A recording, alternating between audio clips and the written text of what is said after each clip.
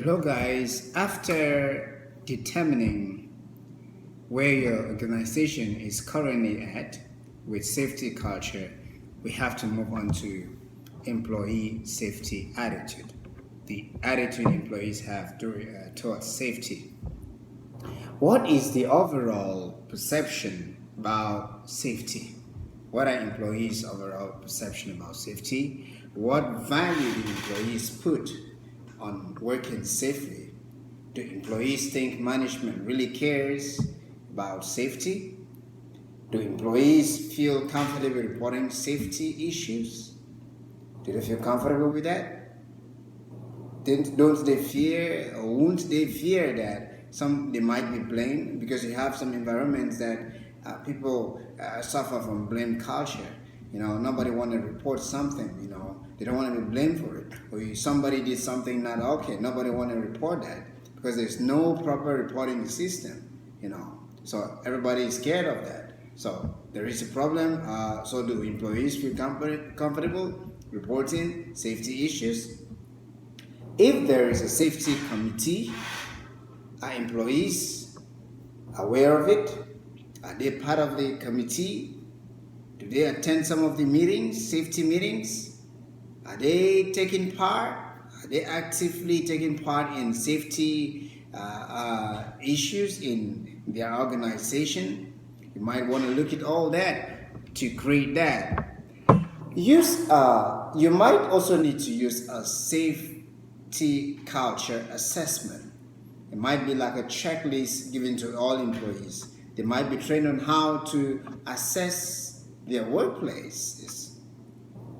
They might need to get the results of safety culture through survey. You might do that through survey and also review, Also try to review that. You might want to also develop an action plan in your workplace. You might want to know who will do what.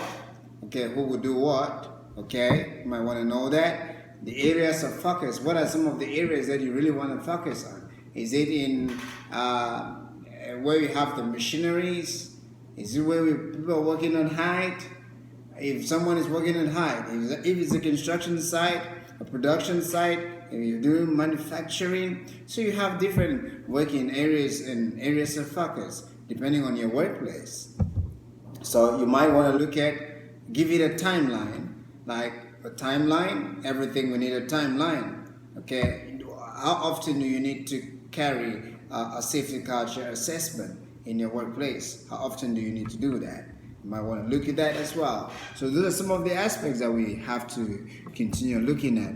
Now that you have an idea about knowing that employee safety attitude will influence the safety culture in the workplace in a very positive or negative manner. If you know that, a decision should be made by top management as to whether they want to obtain a positive safety culture or not in the workplace. If the answer to that question is yes, if they really think so and they think it's true and it's something they need to do, then all involved need to understand that this will take time. It will take time. It's not something that you're going to rush. You're not going to do rushing. No.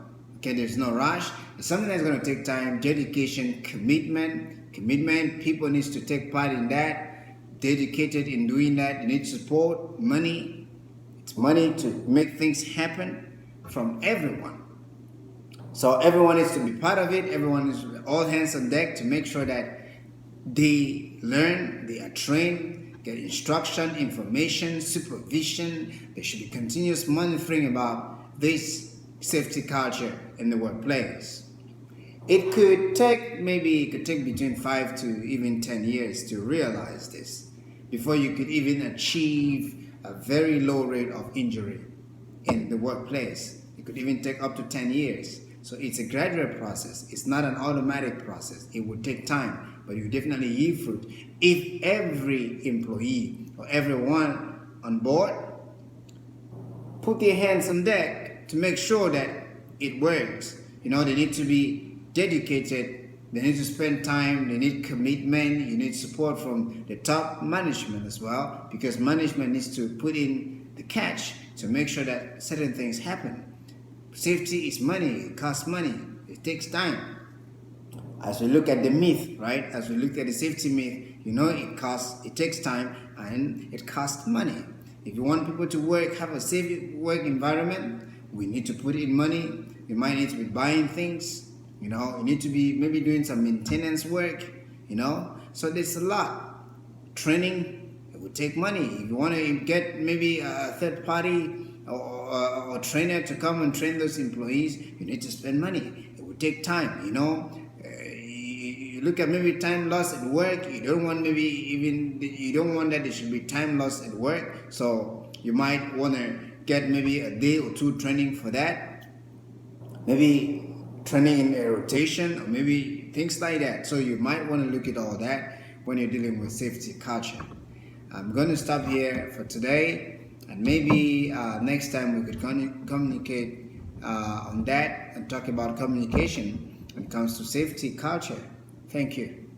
Goodbye.